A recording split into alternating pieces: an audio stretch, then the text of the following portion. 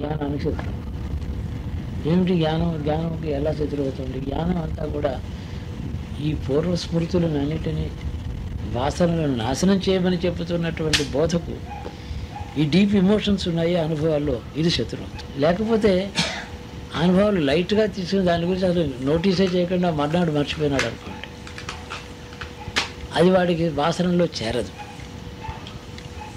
కానీ చంటి పిల్లవాడుగా ఉన్నప్పుడు గట్టిగా ఏడ్చాడు, ఏదో జరిగింది, డీప్ ఇంప్రెషన్స్ పడ్డాయి, కానీ అర్థం కాలేదు. కానీ స్వప్నంలో వస్తే మళ్ళీ వస్తుంది, అది డీప్ ఇంప్రెషన్స్ వెళ్ళాయి. అంటే మన ఎమోషన్సే ముఖ్యం, కానీ మెమరీ కాదు. ఎమోషన్సే కామక్రోధ లోభ మోహాలు. ఎమోషన్స్ లేకుండా అన్ని పనులు చేయగలిగిన వాడేమో జ్ఞాని. వాడికి కర్మ బంధనాలకు వాడు లోపలికి వెళ్ళటం లేదు, సంస్కారాలు లోపలికి వెళ్ళటం లే. ఇది సైకలాజికల్ మెకానిజం, ఇలా పనిచేస్తుంది. అంటే సుఖం వచ్చింది, దుఃఖం వచ్చింది, చాలా చిన్న విషయం, చాలా డీప్గా జ్ఞానం పెట్టుకుంటాడు. తను సభకి వెళ్ళాడు, దానికంటే చిన్నవాడు ఉన్నాడు, ఒకడు పక్కనే ఉన్నాడు. తను అన్ని రకాల్లో అన్ని విధాలుగా తను పెద్దవాడు. వాళ్ళు ముందర తనకి చాలా అభ్యుత్థానం చేసి వాడిని పిలిచి వాడిని ముందర పైన కూర్చోబెట్టి మర్చిపోయిన తర్వాత 5 నిమిషాలు అయ్యో మీరు వచ్చారా అని అడిగారు అనుకోండి, అది అవమానంగా ఫీల్ అవుతారు. చిన్న ఇన్సిడెంట్ జరిగింది, ఏమీ లేదు, కానీ 10 ఏళ్ల తర్వాత జ్ఞాపకం ఉంటుంది. వీరికి ఈ అహంకారం కారణం, లేకపోతే జరిగింది ఏమీ లేదు.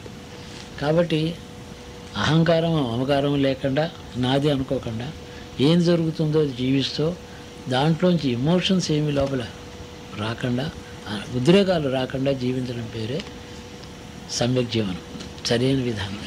దానివల్ల సంస్కారాలని బిల్డప్ చేసుకోవద్దు అని చెప్తోంది వేదాంతం. సంస్కారములు అంటే ఇదిగో మనం అనుకున్న వాసన పేరు, వాసనలు అనే పేరు. పూర్వవాసనలు ఇష్టం ఉంటుంది, అయిష్టాలు ఉంటాయి. ఒకటి సంగీతం అంటే చాలా ఇష్టం, అది పూర్వజన్మ వాసన, అది వాసన. ఇంకొకటికి ఏమో పెద్ద తీవ్రమైన ప్రిజుడిస్ ఉంటుంది, పుట్టుకతోనే మతం మీద ద్వేషం ఉంది ఒకటికి.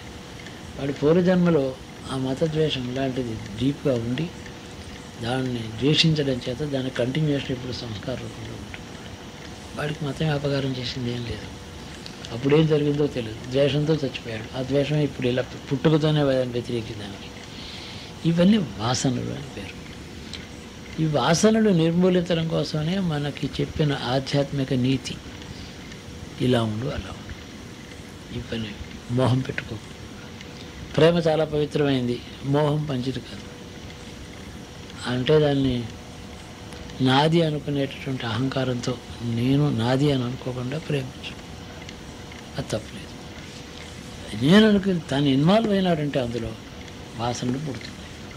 వాసనలు పుట్టకుండా చేసుకోవడమే నిత్య జీవితంలో సాధనా విధానం. సాధకుడు అంటే ఇది ధ్యానం చేయడము కాదు, జపం కాదు, వీటన్నిటికీ అతీతమైన ఒక మోస్ట్ ఇంపార్టెంట్ థింగ్ ఏంటంటే యాటిట్యూడ్ ఇన్ లివింగ్. ఏ యాటిట్యూడ్తో జీవిస్తున్నాడో దాని పేరు సాధన అని పేరు.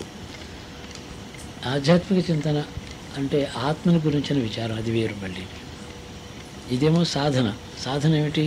ప్రపంచాన్ని లోపల నుంచి బయటికి నెట్టేస్తూ లోపల అదేమో అక్యుములేట్ అయ్యి వాసనలు పేరుకోకుండా చూసుకోవడం అనేది ఒకటి. అయితే ఎందుకు చేస్తున్నా, దేని గురించి? అప్పుడు దాని గురించి ఆలోచన, ఆత్మవస్తువుని గురించి. ఆత్మవస్తువు ఎక్కడుంది, ఈశ్వరుడు ఎక్కడున్నాడు, అది ఆత్మ విచారం, అది ఆధ్యాత్మిక జీవనం. ఇదేమో సాధక జీవనం. రెండింటికి 2 రెక్కలు ఒక పక్షికి, ఈ 2 ఉండాలి అంటేనే ఆ జీవనం సార్థకం అవుతుంది. మనిషికి లేకపోతే తనకి సుఖాలు తనకి రావాల్సినవి రావు, ఇంకొకరికి సులభంగా లభించాను. కంపారిజన్ అనేది ఒకటి, అక్కడ ఎమోషన్ వస్తుంది మనిషికి. ఎమోషను లేదా తనకి లభించింది, కావాల్సింది లభించింది, కానీ అర్హత లేని వాడికి తనకంటే ఎక్కువ లభించింది, అది కూడా ఇతను హర్ట్ చేస్తుంది. నాకంటే ఏమీ చేతకానివాడు వాడికి అంత ఇచ్చారు, నాకు అంత ఇచ్చారు, నాకు గొప్పండి. ఇతడితో తక్కువ వాడితో సమానంగా చూస్తే వచ్చిన అవమానం, తనకి లభించవలసింది లభించిన తర్వాత కూడా ఎమోషన్లో అతన్ని ముంచుతాం. ఇది దీనికి అహంకారం కారణం. కాబట్టి నిరహంకారం, అహంకారాన్ని చంపుకో. నేను గొప్పవాడిని, నేను పడితే ఆ మాట తీసి పారేసి, ఎలాగో చాలా అందమైన వాడు చాలా గర్వంగా ఉన్నాడు అనుకోండి, వాడు కష్టపడి సంపాదించిన అందమా, వాళ్ళ అమ్మ ఇచ్చింది, దానికి గర్వం ఎందుకు? తనకు స్వార్జితం అయితే నేను ఈ రాజ్యం నేను సంపాదించానంటే అర్థం ఉంది. తనకు సంప్రాప్తమైన వస్తువు ఎందు అహంకారం అంటారు దాన్ని. నేనే సంపాదించాను అనుకోడు. సంప్రాప్తమే కానీ సంపాదన కాదు. సంపాదించిన విషయంలోనే అహంకారం లేకపోతే సంప్రాప్తమైన వస్తువునంతా మమత్వ బుద్ధి ఉండదు. నేను సంపాదించాను అది కూడా అనుకోవద్దు, సంప్రాప్తించిందని. ఈ విధంగా ఆధ్యాత్మిక సాధనలో ఒకటేమో సాధన జీవన విధానంలో మన దృక్పథం ఇలా ఉండాలి. ఆత్మవస్తువు విచారం, ఇది తత్వం లోపల ఈశ్వరుడు ఉన్నాడనే భావంతో చేయాలి. ఈ అంతరాత్మ పరమేశ్వరుడు అంటే ఏమిటి అని ఇప్పుడే మళ్ళీ ఆఖరి క్లారిఫికేషన్ మళ్ళీ చెప్పాను. ఇందులో తర్జుమా బాగా రాస్తున్నారు ఆవిడ. పరమేశ్వరుడు అంటే బ్రహ్మ, విష్ణు, శివ, మూడు కలిసినటువంటి వస్తువు ఏదో దానికి పరమేశ్వరుడు అని పేరు. అందులో ఒక భాగం బ్రహ్మ, ఒక భాగం విష్ణు, ఒక భాగం రుద్రుడు. మూడు కలిసినటువంటి పరమేశ్వరుడే ఈ అంతఃకరణలో బిందు రూపంలో వెలుగుతున్నాడు అని చెప్పాడు. అందుకని ఆ బిందు జీవాత్మ ఉన్నది. అంగుష్టపురుడు ఇంత సైజులో ఉంది. ప్రతిబింబం, reflection of the whole body, miniature made of light, pure light, ఇంత ఉంటుంది. అంగుష్టపురుడు అని జీవాత్మ లోపల ఉంటుంది. ఆ జీవాత్మ లోపల ఈ శరీరం ఎలా ఉంది, ఇలా కూర్చుంటే అది ఇలా కూర్చుని ఉంది. అది దానికి ఈ కాళ్ళు చేతులు అనేది దాంట్లో ఇలాగే ఉన్నాయి ప్రతిబింబం. దాని లోపల బిందు స్థానం, దాని హృదయంలో ఒక బిందువు ఉంది, ఒక చిన్న చుక్క. చాలా కోటి సూర్యులు వెలిగే రెండు స్వభావం కలిగింది. దాని చుట్టూ ఆచ్ఛాదనం ఈ శరీరం కప్పేసింది కాబట్టి అది పైకి దాని వెలుగు కనపడుతుంది.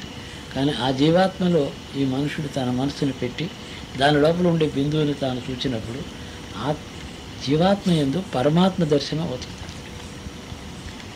నా హృదయంలో ఈశ్వరుడు ఉన్నాడని కాదు, నా సూక్ష్మ శరీరంలో ఈశ్వరుడు ఉన్నాడు, అంతే కదా. నా అంగుష్టపురుష మాత్ర శరీరం ఏదైతే ఉన్నదో దాని ఈశ్వరుడు ఉన్నాడు. అందరి లోపల ఈశ్వరుడు ఉన్నాడు అని అంటే డైరెక్ట్ కాంటాక్ట్ శరీరంలో మాత్రమే తిరుగుతూ ఉన్నాడంటే అది చైతన్యం, ప్రాణం అంటుంది. ఇదే ఈశ్వరుడు అయితే అతను వెతుక్కునే పని ఉండదు, తపస్సు ఉండదు,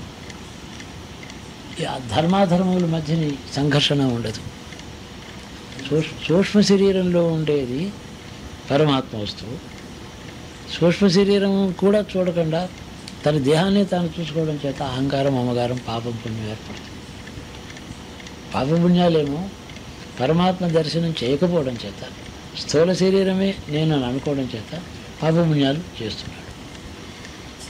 కానీ దీనికి ద్రష్టగా ఉండేవాడు సూక్ష్మ శరీరంలో ఉన్న పరమాత్మ చూస్తున్నాడు, ద్రష్టగా ఉన్నాడు, దీనికి ఫలం ఇస్తున్నాడు. పాపపుణ్యాలు చేసేది ఆ జీవాత్మ కాదు, ఈ శరీరం చేస్తుంది. శరీరం సుఖం వచ్చినా దుఃఖం వచ్చినా అనుభవిస్తుందా ఆ అంగుష్ట పురుష వేలుడు ఒక సూక్ష్మ శరీరం ఉంది. దాని లోపల ఈ పరమాత్మ ఒక చిన్న చుక్కలాగా వెలుగుతుంది. ఆ చుక్క వెలుగు లేకపోతే ఆ శరీరం ఉండదు. అది స్వతంత్రం కాదు. ఎలాగంటే ఈ శరీరం మనుష్య శరీరంలో ఉంటే మనుష్య శరీరం యొక్క ప్రతిబింబం ఉంది, పశువు శరీరంలో పశువు యొక్క ప్రతిబింబం ఉంది, పక్షికి ఆ శరీరం ప్రతిబింబం ఉంది. ఏ శరీరంలోకి ప్రవేశిస్తే ఆ శరీరం యొక్క ప్రతిబింబమే జీవాత్మ అవుతుంది. పశువులో, ఆవులో, బర్రెలో, రాక్షసుల్లో, మనుషుల్లో, దేవతల్లో ఆయా శరీరంలో యొక్క ప్రతిబింబమే జీవాత్మగా ఉంది. కానీ ఇంకొకరి నీ శరీరం యొక్క ప్రతిబింబం నా శరీరంలో ఉండదు. నా శరీర ప్రతిబింబమే నేను లోపల, అదే జీవాత్మ. అందులో ఉండే పరమాత్మ ఒక చుక్క వెలుగుతూ ఉంది. నేను దానిని చూసే ప్రయత్నం చేయాలి. నా హృదయంలో ఈశ్వరుడు ఉన్నాడని కాదు. ఉదాహరణకి హనుమంతుడు హృదయం ఇలా చీల్చుకొని రాముడిని అక్కడ చూసినట్టు బొమ్మ వేస్తున్నారు, సీతారాముల్ని హృదయంలో చూచినట్టు. అక్కడ జరిగింది ఏమిటంటే అతడి లోపల ఉండే అంగుష్ట మాత్ర పురుషుడు తన ఈ శరీర భావన, ఈ శరీర ప్రతిబింబ లక్షణం పోగొట్టుకుని సీతారాములుగా మారిపోయింది. ఆ అంగుష్టపురుడే సీతారాములుగా మారిపోయాడు. అందుకని తానికి తన శరీర భావన ఉండదు అప్పుడు. అందుకని దేవతానుభూతి కలిగితే ఒక దర్శనం అయితే అప్పుడు శరీర స్పృహ ఉండదు. అంటే ఆ టైంకి శరీరంలో అంగుష్టమాత్ర పురుషుడు ఈ శరీర ప్రతిబింబంగా ఉండక దానిగా మారాడు.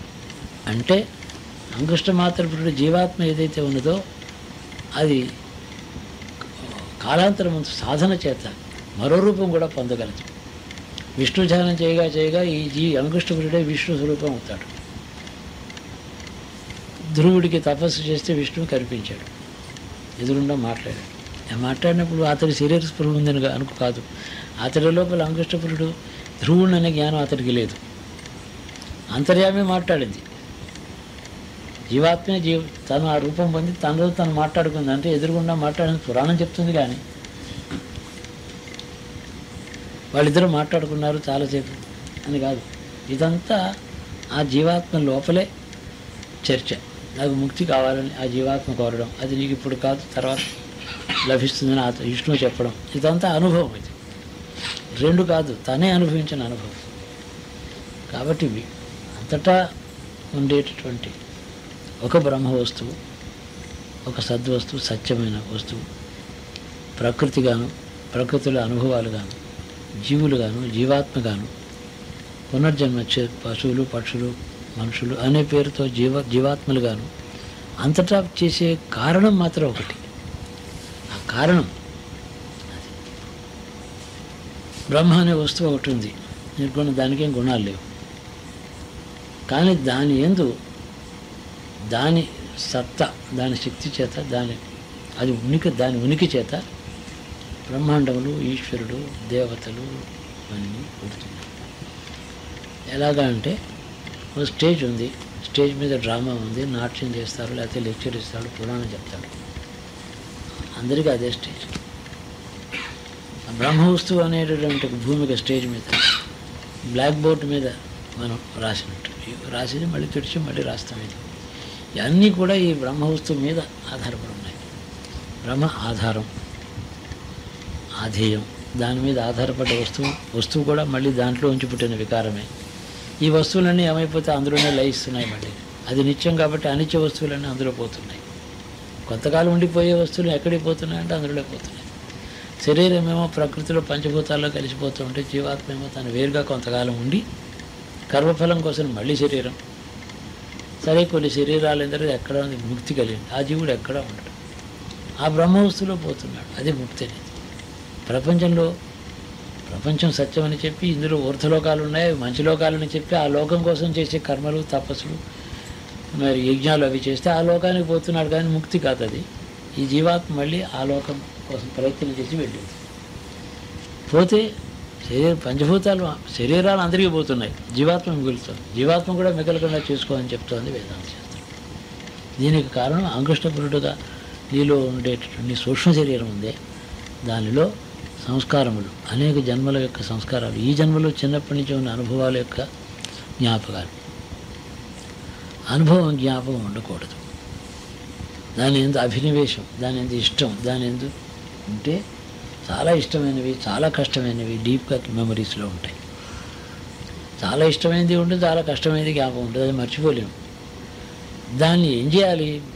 భగవన్నామస్మరణ తీసుకుని ఆ విష్ణు రూపాన్ని లోపల మనసులో పెట్టుకుని ఈ సంస్కారాలు నాశనం కావాలని కోరడం చేత ఈ మెమరీస్ అన్నీ పోతాయి, ఏం మిగలదు. ఎన్ని జన్మల కర్మ ఫలములో రూపం అవన్నీ అంతఃకరణలో ఉన్నాయి, పోవాలి. అంటే పనికిరాని పదార్థాలు అవతల పారేసి గిన్నె కడిగినట్టు జీవుడిని పరిశుద్ధుని చేసుకోవడానికి భగవన్ నామము, ఆ రూపస్మరణ, ఆ విష్ణువుని మనసులో ధ్యానం చేసుకోవడం, తద్వారా ఈ సంస్కారాలు చూస్తుండగా నశిస్తాయి. లేకపోతే మహామహా పండితులు అన్నవాళ్ళు బుద్ధికి పండితులే కానీ జ్ఞానానికి మామూలే, వాళ్ళు కూడా ఈ సంస్కారాలు ఇంకా వేధిస్తూ ఉంటాయి. దాని గురించి చర్చలు, మత ఆవేశాలు, ఈ మతం రైటు, ఆ మతం రైటు, ఇది కాదు ఇది తప్పు అని వేదాంతులు, శాస్త్రజ్ఞులు ఎందుకు ఇలాగా అంటే వాదించుకుంటున్నారంటే వాళ్ళకి ఒక శాంతి లోపల కలగక, భేద దృష్టి ఉండి, అహంకారం పనిచేసి నా సిద్ధాంతం గొప్పదని అహంకారంతో ఉండి, మిగతా వాళ్ళు అజ్ఞానంలో ఉన్నారని ఒక భ్రాంతిలో పడి తన సంస్కారాల ద్వారా ఈయన మాట్లాడుతున్నారు. వాడికి ఇంకా వాసనలు పోలేదు. అందుకని ఏ సిద్ధాంతం కాదు, వాసనామయమైనటువంటి జీవుణ్ణి వాసనారహితుణ్ణి చేసుకొని శుద్ధి చేసుకో. దానికి ప్రణవ జపమే చేస్తావో, సిద్ధి కుండలిని జాగృతితో ఊర్ధ్వలోకం, ఈ లోపల షట్చక్రాలు భేదనం చేసి ఊర్ధ్వలోకాలను ఇక్కడే దర్శనం చేసి యోగి అవుతావా? వైరాగ్యంతో జ్ఞానాన్ని ఆశ్రయించి సంస్కారాన్ని పోగొట్టుకోవడానికి కామక్రోధ రహితంగా ఉండే జీవన విధానాన్ని ఎన్నుకొని లాభము లేదు, నష్టం లేదు, రెండు భ్రాంతి.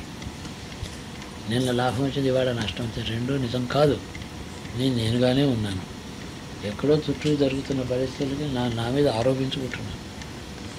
అది నిజం, నాది కాదు. ఒకవేళ మార్పు అంటే వస్తే నా శరీరంలోనే ఆ వాటికి ఈ రోజుకి ఎన్నో హార్మోన్స్ చచ్చిపోయాయి, మళ్ళీ కొత్త ఉంటే శరీరంలో నిత్యం మారుతుంది. ఇప్పుడు మారుతూనే ఉంది. 15 నుంచి 21 డేస్ లోపల చర్మం అంతా రీప్లేస్ అవుతుంది. చాలామందికి తెలియదు. ప్రతి కణము అందులో పోయి కొత్తది వస్తుంది చర్మం. ఆ కొత్త సప్లై ఆగిపోవడం పేరు వార్ధక్యం అంటారు. అదే పోతున్నాయి కానీ కొత్తవి రిప్లేస్ రావటం లేదు. దాన్ని వృద్ధాప్యం అంటాం. దాని శరీరం ముడతలు పడింది అంటాం. చిన్న వయసులో అంటే 14 రోజులకి చర్మం అంతా కొత్తదే, ప్రతి కణము కొత్తదే. దాని ప్యాటర్న్ అదే ఉండేది. నా చర్మం చిన్నప్పటి నుంచి ఇలాగే ఉంది అంటారు. అలా లేదు, అది కాదు. ఇది నది శాశ్వతం, నీరు శాశ్వతం కాదు అన్నట్టు.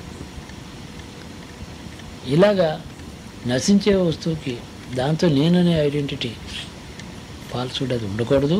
నువ్వు జీవాత్మవు, అందులోనూ కూడా నీకు ఈ శరీరం యొక్క అనుభవం, నేను ఈ శరీరం అనుకోవడం చేత దీని ప్రతిబింబంగా నీ జీవాత్మ ఉంది.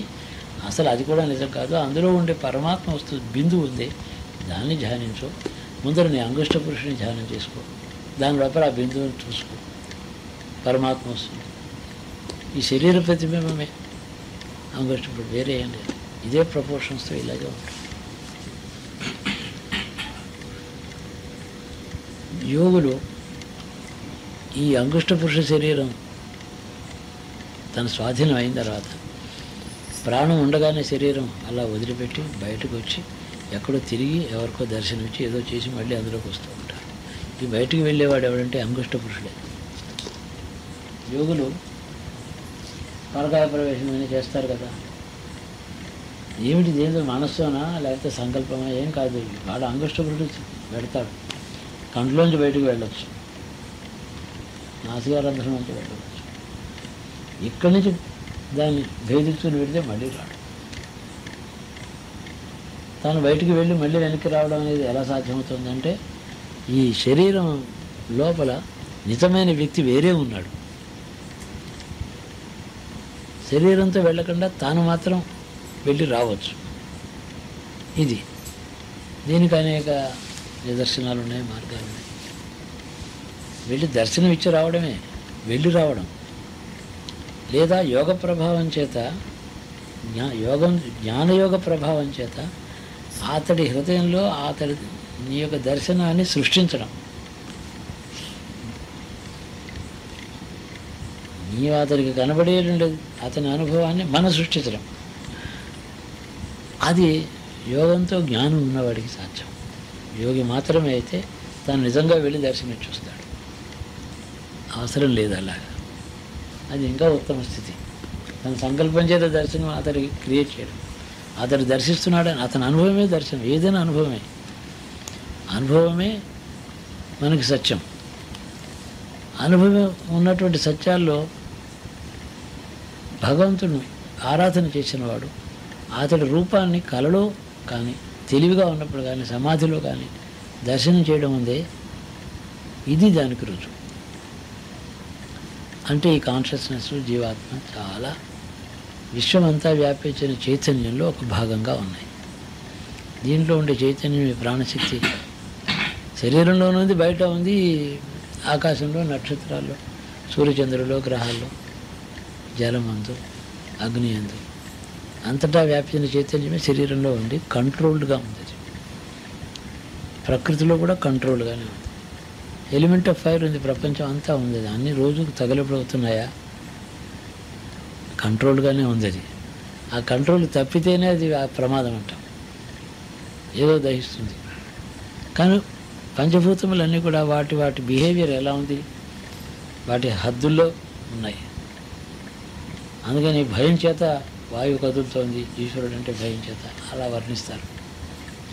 లేకపోతే పంచభూతముల యొక్క వికారం అది లోకాన్ని దహిస్తుంది. శరీరంలో కూడా అలాగే ఆ పంచభూతములు బ్యాలెన్స్డ్గా ఉన్నాయి. 5 elements, fire, water, sky. That's the body is intact, it is functioning. One of the 5 elements, అందులో ఒక భూతం వికారం పొందితే శరీరం పాడి. సముద్రం పొంగితే భూమి పోతుంది, భూకంపం వస్తే సముద్రంలో కలిసిపోతుంది. ఏదైనా అలాగే శరీరంలో కూడా ఇంద్రియములు ఉన్నాయి. ఈ ఇమోషన్స్ అనేది ఏదైతే ఉన్నదో అది ఎవరైతే జయిస్తారో అతడి శరీరం అందు తిరుగునవులు, ధాతువులు అన్నీ శాంతంగా బాగుంటాయి. శరీరానికి వార్ధక్యం రాదు, అది బాధపడదు, చిరకాలం జీవిస్తాడు యోగి. అంటే ఈ లింగ శరీరం అందు వాసనారహితం చేసుకున్నవాడని అర్థం. రైలింగ స్వామి మొదలైనవాడు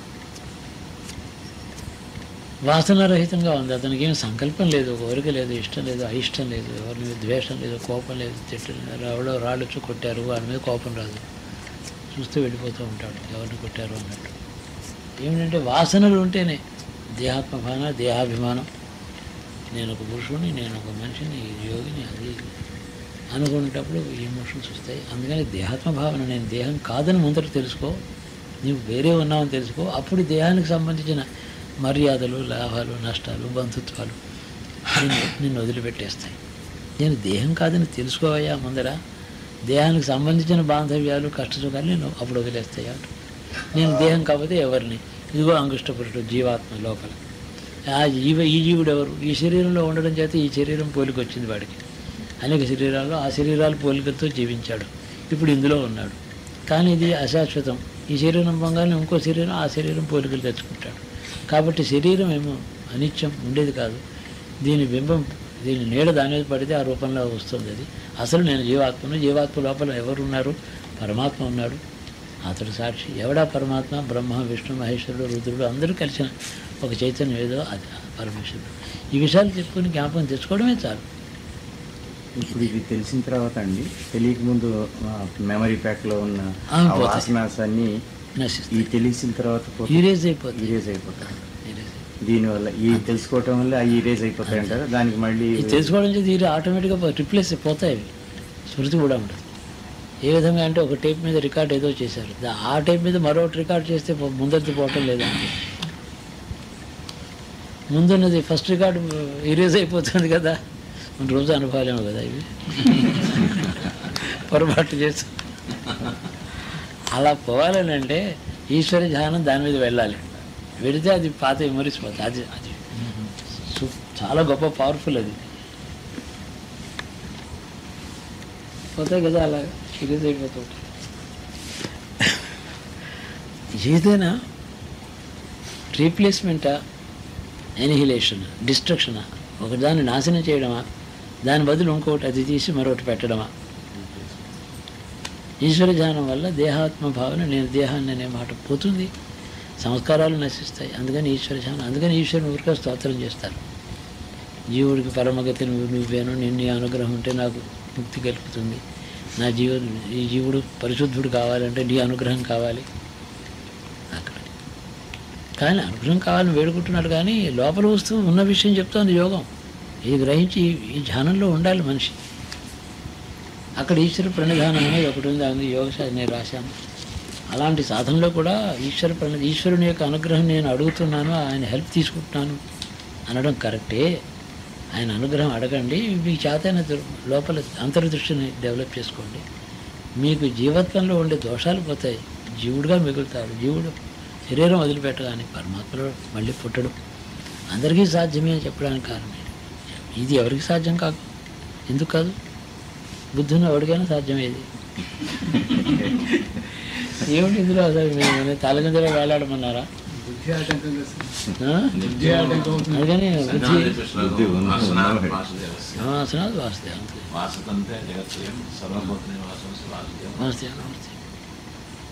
అన్ని జీవుల్లోనూ ఉన్నాడు అతడు. జీవాత్మ ఏమో వాసనాభయం, వాసనారహితమైనది. పరమాత్మ బిందు రూపంలో, దానికి రూపం లేకపోవడానికి బిందువుగా ఎందుకు ఉండాలి? దానికి సంస్కారాలు లేవు. ఏ దేహంతో భ్రాంతి లేదు దానికి. ఏ దేహంలోనూ ఈ దేహం నేను ఇప్పుడు అనుకోలేదా పరమాత్మ.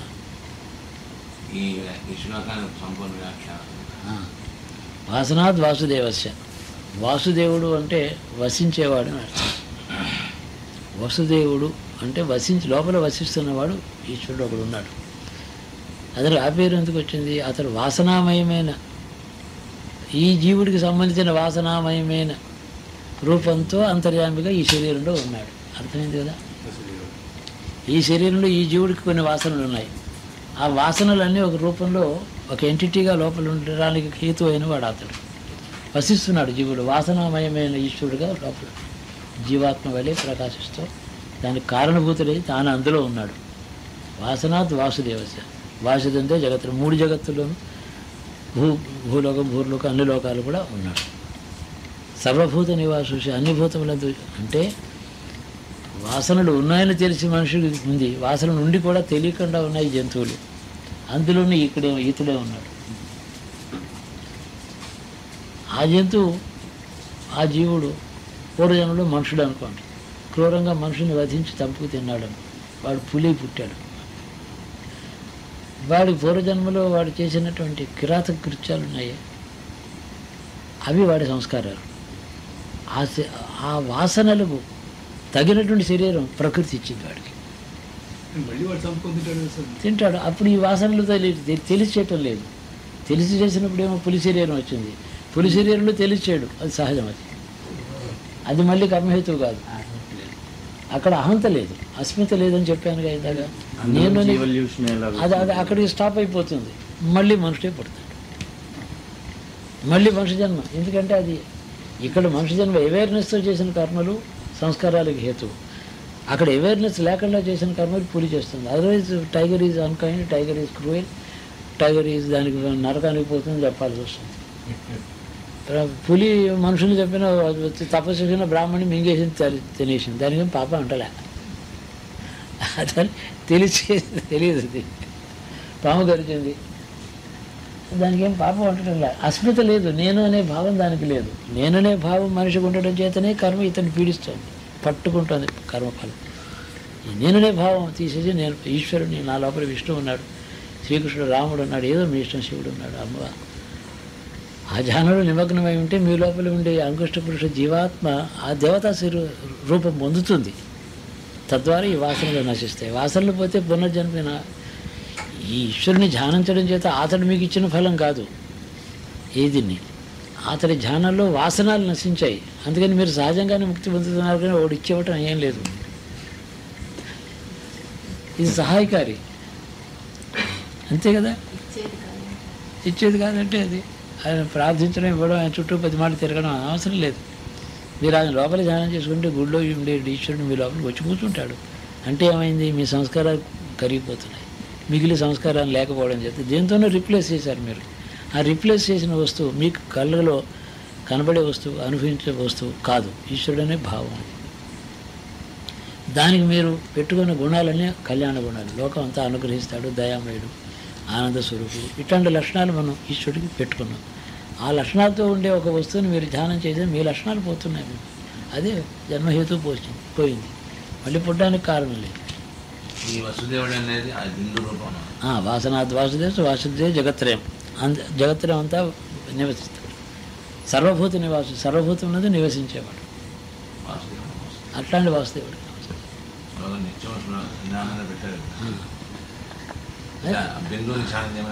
అన్నవాడు అంతే. ఆయన నివసించేవాడు జీవాత్మతో లోపల. జీవాత్మ ఇక్కడ ఈ శరీరంలో ఉండడానికి కారణమైన వాడు. జీవాత్మలో అతడు ఉండడం చేత జీవాత్మ శరీరంలో ఉండి పనిచేస్తుంది. ఇలాగా జీవాత్మ శక్తి కాదు ఈ శరీరంలో ఇలా పనిచేయడం. జీవాత్మలో ఈశ్వరుడు ఉన్నాడు, ఒక డాట్ రూపంలో ఉన్నాడు, అందువల్ల జీవాత్మ పని చేస్తుంది. పంచభూతములన్నీ ఆశించే అంటే నివసిస్తున్నాడు అనే మాటగా అర్థం చేసుకుంటే సరే. వాసన రూపంలో, వాసనల రూపంలో సర్వజీవుల యందు అంతర్యామై ఉంటున్నవాడు, వసిస్తున్నవాడు కాబట్టి వాసుదేవుడు అని అర్థం. వసుదేవుడు అంటే వసుదేవుడు కొడుకు వాసుదేవుడు అని కృష్ణుడికి పేరెట్టాం. వసవ వసతీతి వసవహ అని వ్యాకరణం చెప్తుంది. అష్టవసువులు ఉన్నారు, ఎప్పుడు నివసిస్తున్నారు కాబట్టి వసువులు అని అర్థం. ఈ బ్రహ్మకల్పం పోయిన తర్వాత కూడా మళ్ళీ వీళ్ళే మళ్ళీ వచ్చి ఉంటారు, అలాగే ఉంటారు. ఎప్పుడు వసించేవాళ్ళు కాబట్టి వసువులు అని పేరు, నిత్యులు వాడు. అలాగే ఇక్కడ వసు శబ్దానికి వసతి, శరీరంలో జీవించి ఉండి నివాసం చేస్తున్నవాడు అని అర్థం. ఆ బిందువే ఈ విధంగా సంస్కారాల బిందువుని చుట్టూ ఆశ్రయించి ఉన్నాయి. ఇతర సంస్కారం ఆ చుట్టూ ఒక ఆ బిందువే. కానీ ఇక్కడ ఇందులో ఎందుకు ఉండాల్సి వచ్చింది? వీడి వాసనల వల్ల. మనుషులలో ఎందుకు ఉండాల్సి వచ్చింది? ఇతడి వాసనల వల్ల, వాసన క్యారీ చేస్తూ అక్కడ ఉన్నాడు. అట్టి ఈశ్వరుడు. ఆ ఈశ్వరుని విష్ణువుగా మీరు భావించారనుకోండి, ఆ బిందువు లోపల తేజస్సు, ఆ విష్ణువులో ఉండే తేజస్సు ఒకటే, గుణం ఒకటే. కాబట్టి ఆ లోపల బిందువు ఏం చేస్తుందంటే విష్ణు రూపం ఈ జీవాత్మకి ఇస్తుంది. ఈ దేహం యొక్క ప్రతిబింబం పోయి ఆ వస్తుంది. కానీ ఒక నిమిషమే కావచ్చు, ఆ సెకండే కావచ్చు, కానీ ఆ సెకండ్లో ఈ జీవాత్మలో ఉండే సంస్కారాలు పోతాయి, నశిస్తాయి, తగలబెట్టినట్టు నాశనం అయిపోతాయి, వేడికి హరించిపోతాయి. అది తేజస్సు, అది తపస్సు.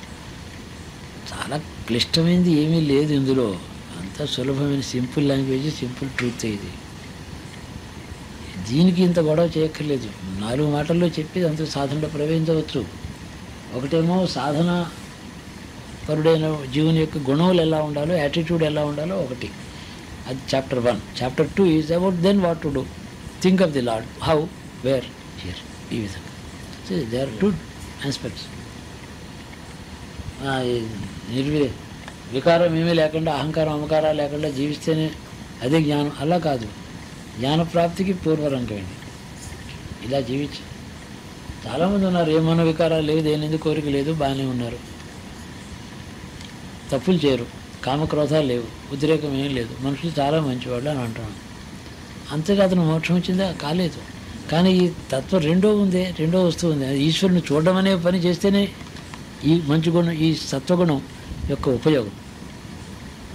అన్నీ ఏ పాపం చేయడం లేదు, అయినా మోక్షం రాదు, మంచి జన్మ వస్తుంది, దాన్ని పుణ్యం చేస్తాం. కానీ దీన్ని చూడాలి, ఇది రెండో పని. ఒకటేమో attitude to life, another is an activity in life, internal, లోపల క్రియ, రెండు ఉండాలి అని అర్థం.